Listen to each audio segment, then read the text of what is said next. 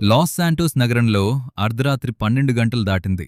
రోడ్లు పూర్తిగా వెలవెలబోతున్నాయి. వాహనాల శబ్దం లేదు, మనుషుల జాడలేదు. గాలి ఊసే మాత్రమే వినిపిస్తోంది. దీర్ఘ ప్రయాణం ముగించుకుని ఫ్రాంక్లిన్ ఇంటికి చేరుకున్నాడు. అతనికి బాగా అలసటగా ఉంది. ఇంకా బాగా ఆకలిగా కూడా ఉంది. కాని ఆ రాత్రి అతనికోసం ఎవరో ఎదురుచూస్తున్నారని అతనికి తెలీదు. ఇంటి తలుపు దగ్గరకు వచ్చేసరికి ఒక చిన్న ఎర్రని బహుమతి పెట్టె కనిపించింది.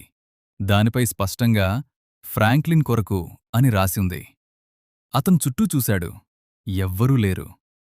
మైకేల్ పనయ్యుంటుందందా, లేక లామార్ సరదాయుంటుందా? సరే, ఉచితంగా దొరికితే తినాల్సిందే అని అనుకుని పెట్టె తీసుకుని లోపలికి వెళ్ళాడు. పెట్టె తెరిచాడు.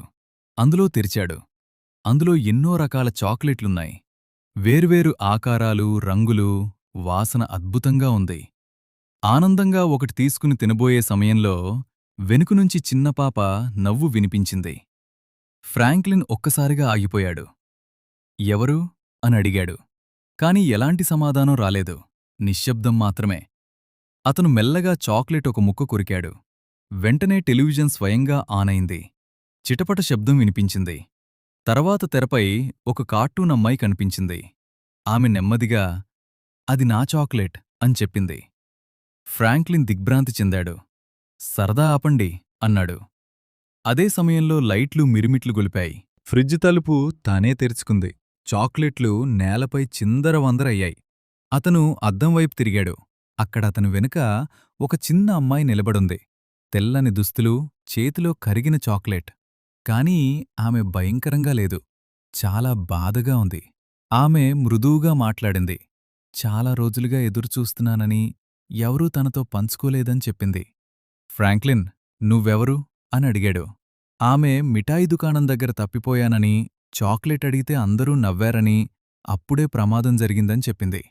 అప్పట్నుంచీ పంచుకోకుండా చాక్లెట్ తినేవాళ్లతోనే తాను ఉంటానని చెప్పింది. ఫ్రాంక్లిన్ నిశ్శబ్దంగా కూర్చున్నాడు. అన్ని చాక్లెట్లు ఆమె ముందుంచాడు. సరే, సగం నాది, సగం నీది అన్నాడు. అమ్మాయి మెల్లగా చిరునవ్వు నవ్వింది. వెంటనే గది వెచ్చగా మారింది. లైట్లు సాధారణంగా వెలిగాయి. ఉదయం అయింది. ఫ్రాంక్లిన్ సోఫాపై లేచాడు. పెట్టె ఖాళీగా ఉంది. చాక్లెట్ లేవు, కాని లెట్లు లేవు. కానీ టేబుల్పై చాక్లెట్తో రాసిన ఒక సందేశం ఉంది. పంచుకుంటే స్నేహం. ధన్యవాదాలు ఫ్రాంక్లిన్. పక్కనే ఒక చివరి చాక్లెటుంది. అతను చిరునవ్వుతో దాన్ని తిన్నాడు. ఏమీ జరగలేదు. అతను ఊపిరి పీల్చుకున్నాడు. అప్పుడే ఫోన్ మోగింది. తెలియని నెంబర్. పిల్లస్వరం వినిపించింది. తర్వాత ఐస్క్రీం కూడా తీసుకురా. ఫ్రాంక్లిన్ నెమ్మదిగా అన్నాడు. నేను ఇల్లు మార్చేస్తాను.